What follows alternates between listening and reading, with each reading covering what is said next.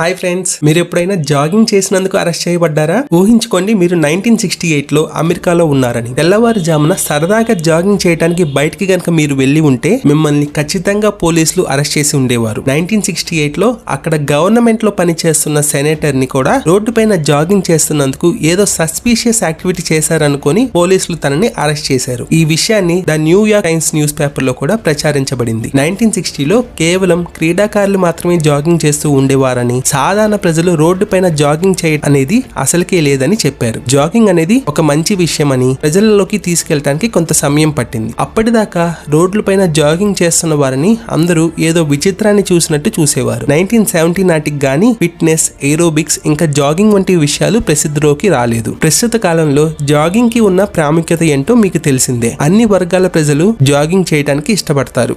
ఇది ఆరోగ్యం, స్వేచ్ఛ మరియు సంఘంలో ఒక భాగం అయిపోయింది.